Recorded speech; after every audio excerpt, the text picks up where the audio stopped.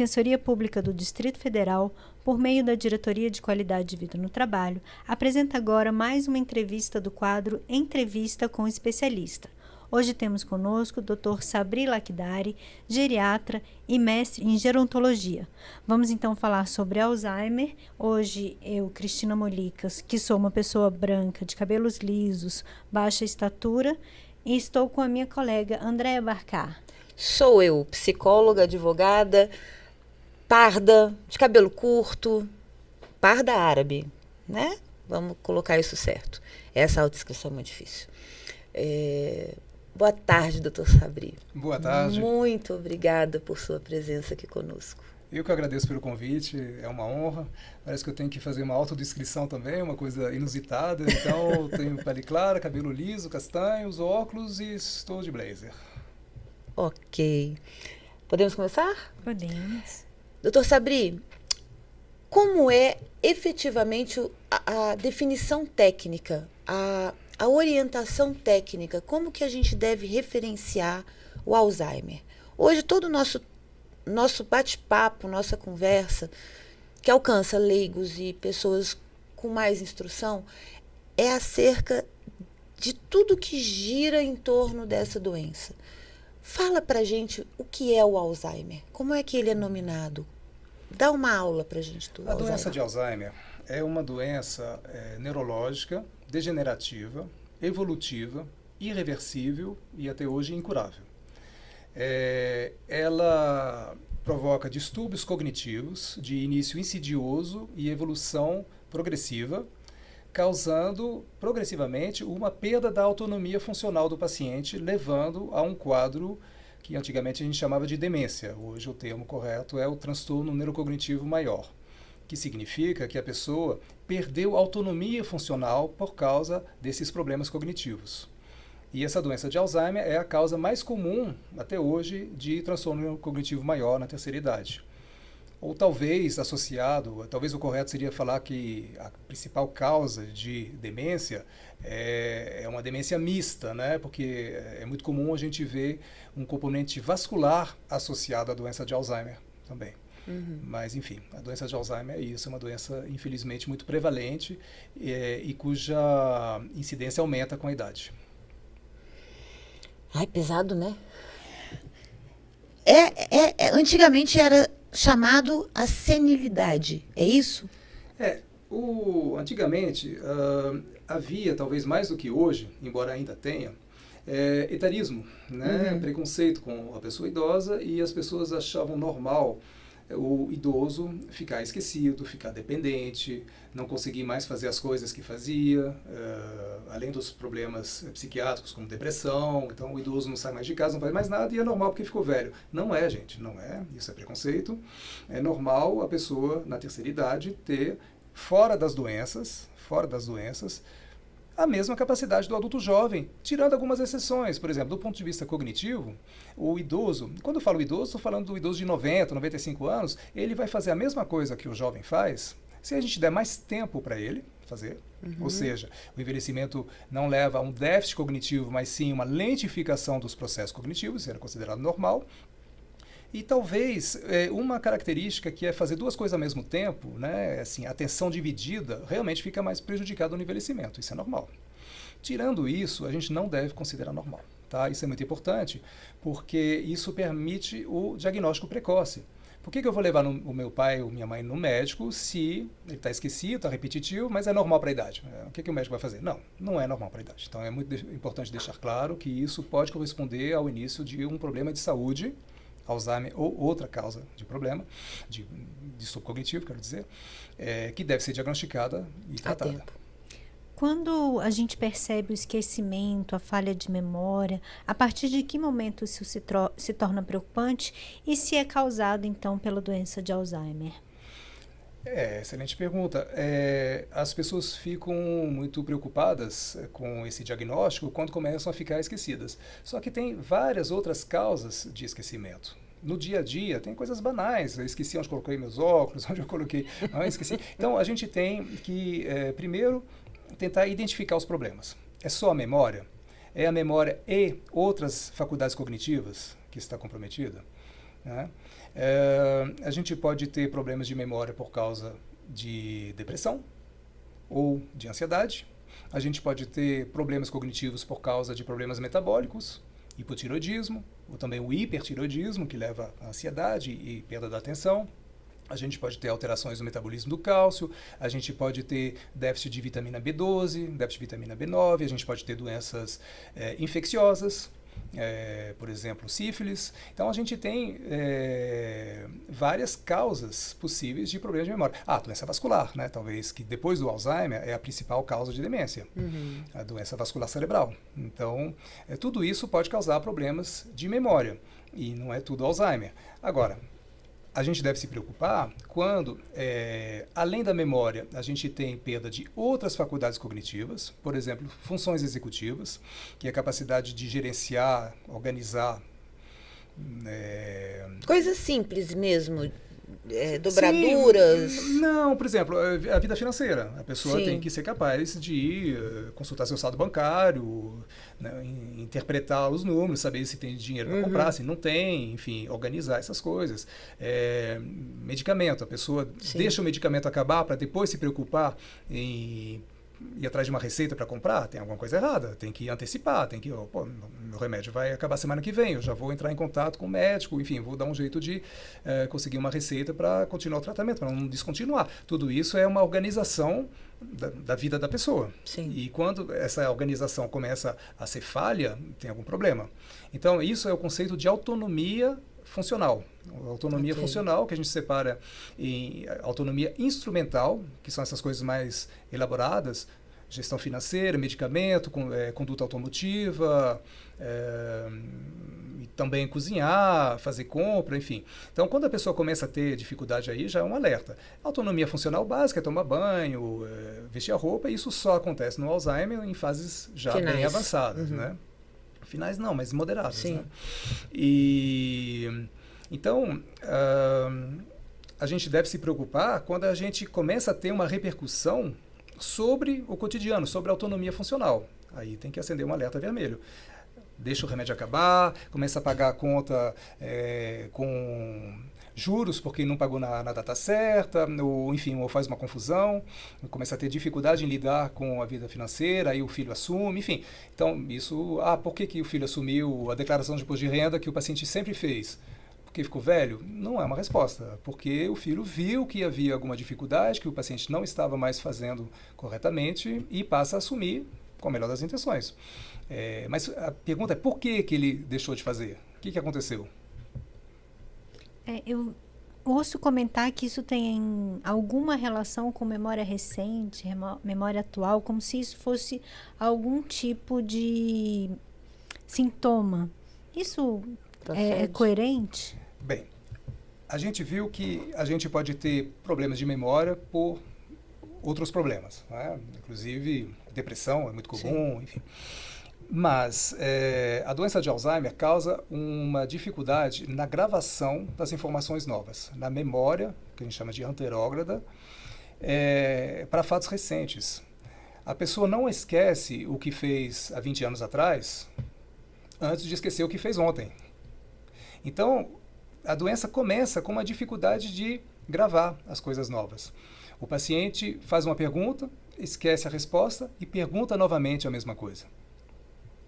Por que ele pergunta 2 vezes, 3 vezes? Ou repete uma informação, fala uma coisa para o filho, esquece que falou, fala de novo, está repetitivo. Isso é um sinal de alerta. Embora, nessa doença, a gente não tenha só isso, como eu falei. A gente tem, geralmente começa com memória recente, para fatos recentes, e funções executivas. São os sintomas cognitivos mais comuns no início do quadro.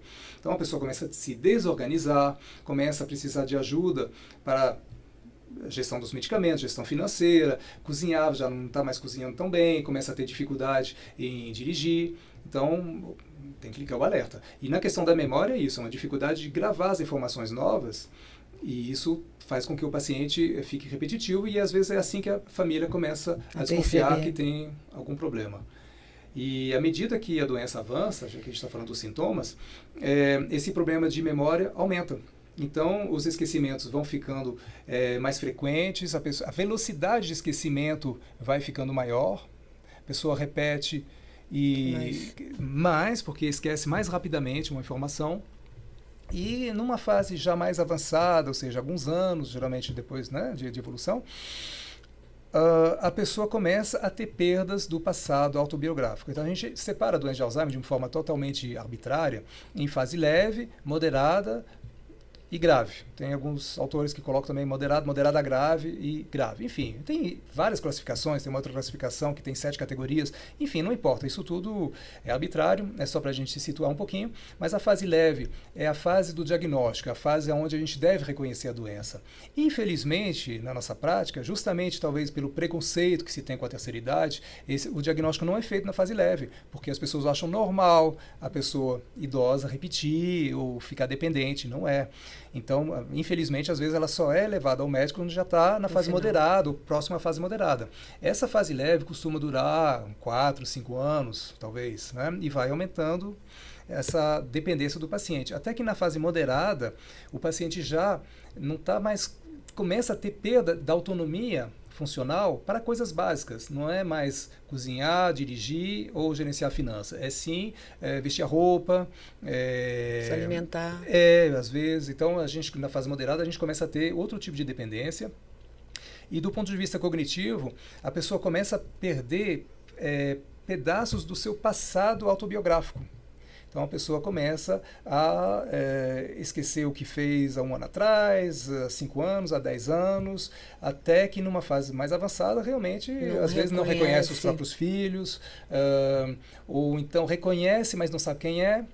Então, esse rosto é familiar, eu conheço, mas a própria pessoa que tem 80 anos, se ela esqueceu 30 anos da sua vida, ela se vê como uma pessoa de 50, ela tem 80, mas ela se vê como 50, e aí ela vê o filho de 50, e ela pensa, bom, deve ser meu irmão, eu reconheço, é familiar, certamente não é meu filho, eu não posso ter um filho... Da minha idade. Exatamente.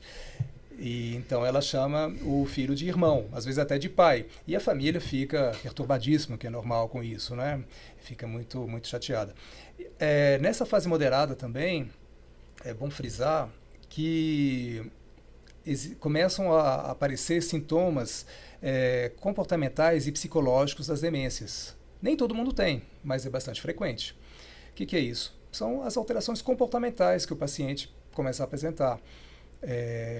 Ele não reconhece aquela casa como sendo sua, e na sua cabeça aquela casa, o Porto Seguro, geralmente a casa é uma casa que nem existe mais, é a casa onde ele cresceu com os pais, a casa da infância. Então ele resolve dizer para o filho, para o cuidador, que quer ir para casa. E às vezes fica agitado querendo ir para casa. Mas ele está na sua casa. A casa é onde ele viveu os últimos 10, 15, 30 anos. Mas ele não reconhece mais essa casa como... Então, isso gera muito estresse. Uma angústia muito grande, né? Tem várias alterações comportamentais. A de maior prevalência talvez seja a apatia, né? Que é a perda da iniciativa de fazer coisas novas, que às vezes se confunde com depressão. Mas é um pouquinho diferente. Então, apatia, a pessoa deixa de fazer as coisas, passa o dia inteiro no sofá olhando televisão, se a família deixar. Por isso que é bom alertar para não deixar, que isso atrapalha. E muitas vezes as pessoas começam a ter alterações de comportamento, de diversos tipos, vagância, troca o dia pela noite. E tem também muitas vezes no entardecer, né, a síndrome do crepúsculo, né, as pessoas no entardecer ficam mais agitadas, mais ansiosas. Enfim, então essas alterações comportamentais, né, são muito pesadas para a família. Assim, uma coisa que é interessante falar é que uma das características da doença de Alzheimer, o que não é verdade para outras demências, tá? Mas a doença de Alzheimer cursa com uma situação que a gente chama de anosognosia. É um termo difícil para dizer que, para simplificar, digamos, o paciente esquece que esquece. O próprio paciente não percebe que está doente. Então, isso é bom e ruim ao mesmo tempo. É bom para o paciente, porque o típico do Alzheimer é aquele que a gente pergunta, seu fulano, como é que está a memória? Está ótima. E ele vai repetir 2 vezes a mesma coisa no consultório num período de 5 minutos. Mas ele acha que a memória dele está ótima. Então, para o paciente é bom. Mas a família não, a família sofre bastante com essa situação. E o fato dele não se reconhecer doente, às vezes torna mais difícil o tratamento. Ele não pode não aceitar o medicamento, pode achar que está muito bem, obrigado, não precisa ir no médico. Então, a família sofre mais ainda em função disso. Eu acho que é uma pergunta que é essencial. O diagnóstico é clínico? Sim, muito bem. O diagnóstico essencialmente é clínico. A gente tem algumas novidades de alguns anos para cá e talvez a gente caminhe para conseguir... Já existe, né? Na realidade, um exame de sangue que vai conseguir detectar alguns biomarcadores que são bem característicos do Alzheimer. Esse exame de sangue ainda não está... recomendado no Brasil porque ele não foi avaliado na população brasileira, mas tem trabalhos em andamento e talvez amanhã a gente tenha. Um exame ainda caríssimo, mas na prática a gente não usa ele ainda. A gente tem como fazer um diagnóstico definitivo através de uma punção licórica, né, que é um exame invasivo, também difícil de fazer no dia a dia, ou de um tipo de exame de neuroimagem cerebral, também sofisticadíssimo, que hoje a gente usa mais para pesquisa mesmo, que é um PET scan com beta-amiloide, né? Mas, na prática, como é que a gente faz o diagnóstico, então? A gente procede por eliminação, o diagnóstico é clínico.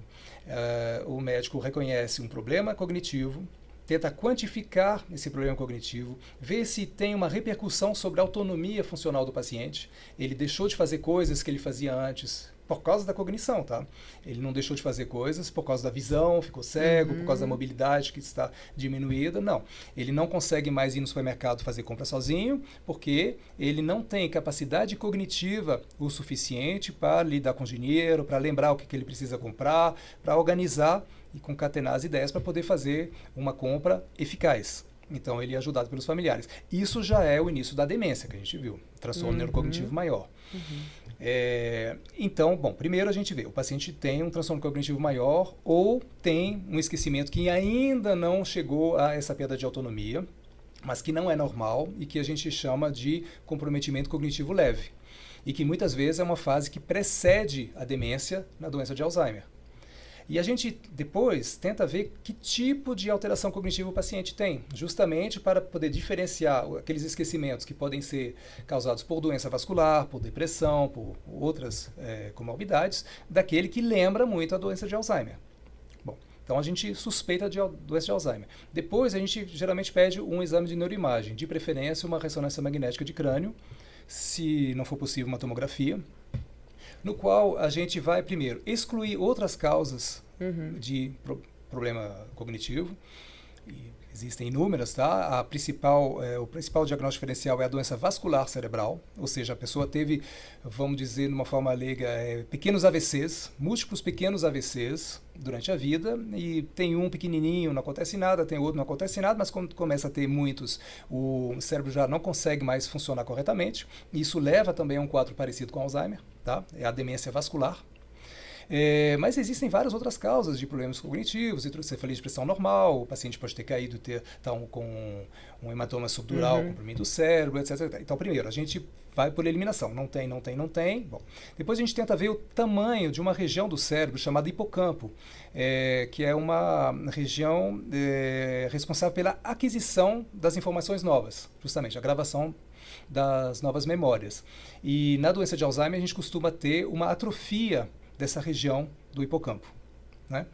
E a gente vê também a doença vascular, se ela existe e em que grau ela está, se ela pode contribuir com o quadro ou não. Então, um exame de neuroimagem, uma anamnese bem feita, e muitas vezes uma avaliação neuropsicológica também, que é um instrumento que é feito por psicólogos especializados em neuropsicologia, que permite caracterizar melhor as dificuldades que o paciente tem. Então, não é exatamente para dizer se a pessoa está um pouco ou muito esquecida, é para ver que tipo de problema tem e se isso pode, do ponto de vista qualitativo, corresponder ao início da doença de Alzheimer ou se, ao contrário, lembra mais uma doença vascular ou um problema psiquiátrico. Isso é utilidade pública, né? Porque são informações que não são passadas de forma clara. A gente tem que buscar. São conhecimentos que, se a gente não traz de uma forma a orientar a busca, muitas vezes a família fica perdida, achando, como você disse, que é normal acontecer uma situação dessa. Eu fico muito emocionada com esse assunto. Eu fico até curiosa nessa consideração com a Andréia, porque me parece que tem diversos caminhos, né? O senhor como geriatra e outras especialidades, eu queria saber essa família que está sem saber o que fazer, para que lado que vai, se não é, o que eu vou fazer nesse momento, e prestar atenção que não é uma questão de idade, que eu acho que esse é um alerta importante. Para onde a gente vai? Quem a gente procura? Bom, eu sou suspeito para falar, eu falaria de um geriatra. Não, na realidade quem lida com essa doença de Alzheimer geralmente são geriatras, neurologistas e psiquiatras, são essas três especialidades. O geriatra tende a, puxando a sardinha para o nosso lado, a ver talvez o quadro de uma forma mais completa, né? Nada com os neurologistas, que a gente respeita muito. Mas o neurologista vai buscar tratar o problema neurológico. O geriatra, além de tratar o problema neurológico, ele vai tentar tratar toda a família, já antecipar todos os problemas e ver todas as repercussões que pode ter. A consulta geriátrica geralmente é muito longa, porque além de tudo isso, a gente tem que fazer o aconselhamento às famílias, o que fazer, o que não fazer, bater de frente, muitas vezes uma bobagem pura... a perda de tempo e só leva a um desgaste do relacionamento com o paciente. Não, tem que saber quais são as brigas que vale a pena comprar e quais são as que não vale a pena quando o paciente, por exemplo, falar alguma coisa que está errada. Contar uma história, por exemplo, que não aconteceu. Ele ouviu uma história que o filho contou de uma viagem e ele se coloca como protagonista. Na realidade, não foi ele, nunca aconteceu. A gente chama de confabulação. Na verdade, foi outra pessoa que contou isso para ele e tal. E ele conta essa história como se ele fosse o protagonista. Para que corrigir esse paciente? Para que? Isso não vai levar a lugar nenhum, isso vai... Não. Agora, se a pessoa acusa uma secretária de roubo, enfim, tem certas coisas que a gente tem realmente que... interromper, né? Tentar levar para a razão. Às vezes mostrando, inclusive, que aquele objeto que ele achava que tinha sido roubado está lá, só foi escondido, às vezes escondido por ele mesmo, né, com receio que fosse furtado. E como é feito o tratamento? Bom, o tratamento é outra coisa complexa. Existem, inclusive, eu vejo isso com uma certa tristeza. Nós temos 2 medicamentos novos para Alzheimer, e quando eu digo que eu vejo isso com certa tristeza, é porque são medicamentos que só podem ser utilizados em casos bem específicos de pacientes com iniciozinho do Alzheimer, na fase bem inicial, tem critérios de exclusão, enfim, é um medicamento caríssimo ainda, tá? E mesmo assim, mesmo se estivesse no SUS, mesmo se fosse um medicamento gratuito, é um medicamento responsável por uma síndrome chamada ARIA, que causa um edema e hemorragia cerebral em até 30% dos casos, imagine só. Então, esses 30% que vão ter isso, vão ter que interromper o tratamento. Toda hemorragia cerebral e edema cerebral é grave? Não, mas 5% do total, ou seja, um paciente em 20 pode ter um quadro grave. Nos estudos preliminares para colocar esses medicamentos no mercado, são 2 anticorpos monoclonais, o donanemab e lecanemab,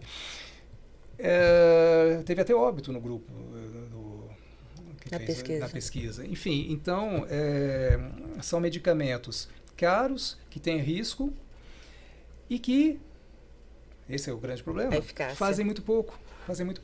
Porque se fosse um tratamento curativo, se fosse um tratamento realmente muito eficaz, talvez valesse a pena correr o risco, sim, mas não.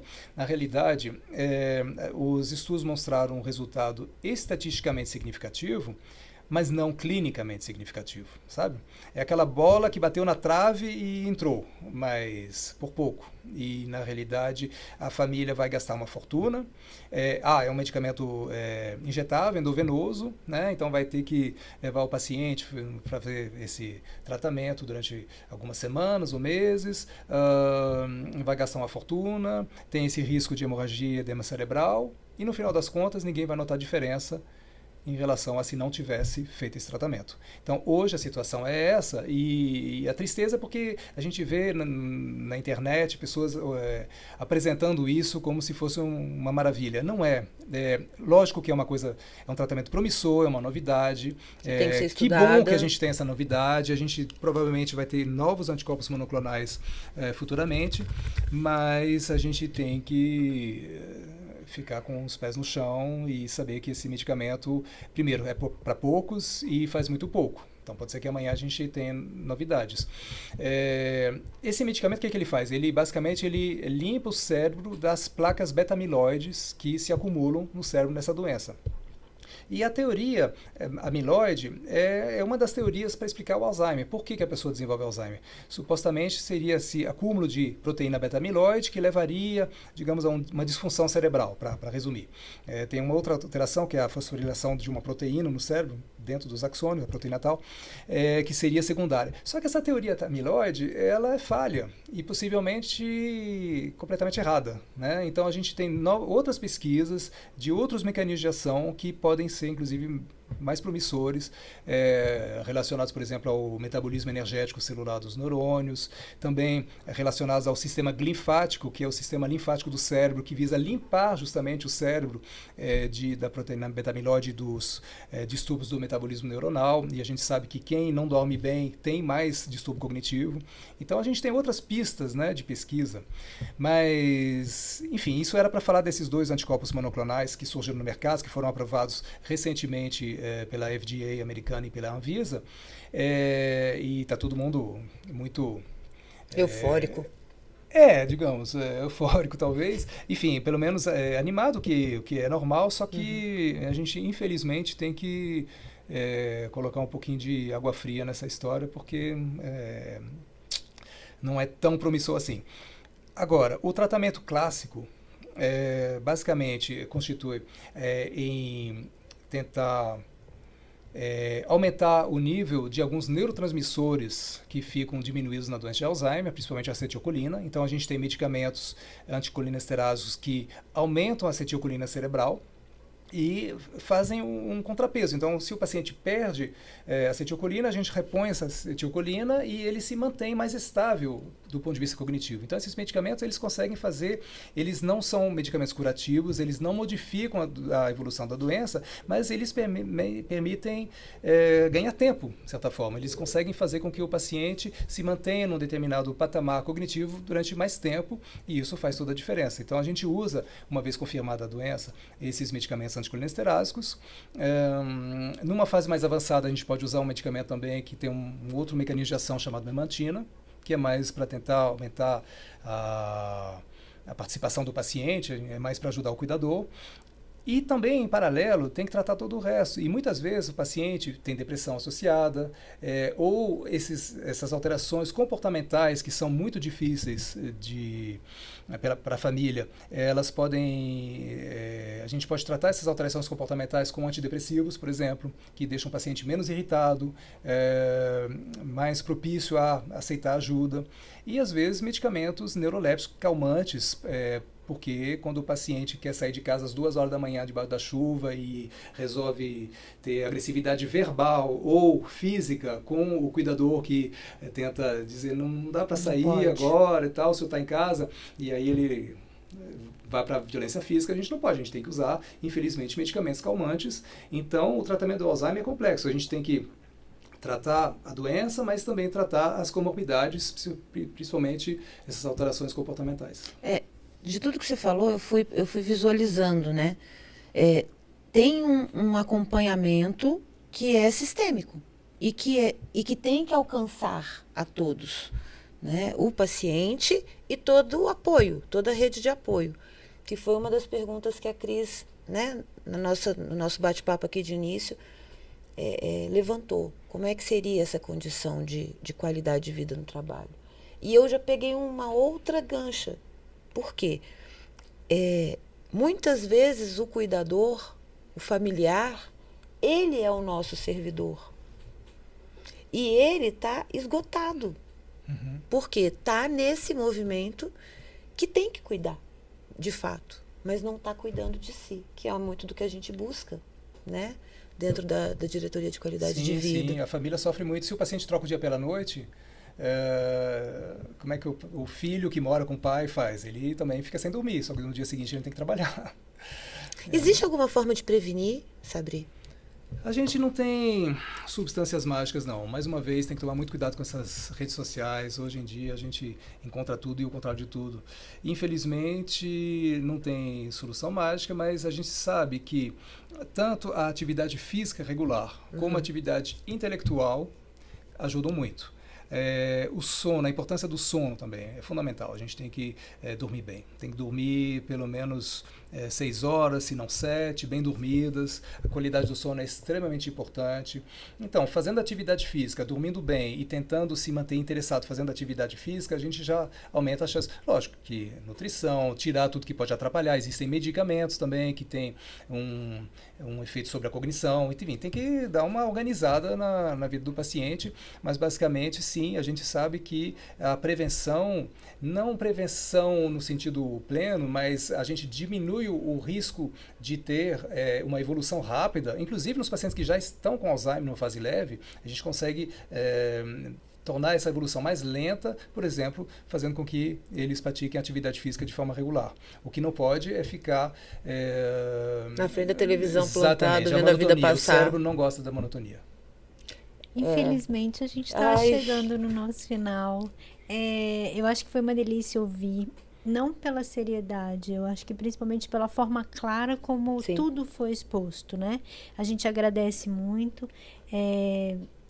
A gente precisa também, né, cuidar de quem cuida dentro do trabalho. Esse é o nosso patamar Talvez, de ação. Em algum nível, a doença de Alzheimer afaste o servidor, mas existe também a família que se compromete. Eu acho que essa colocação foi muito interessante.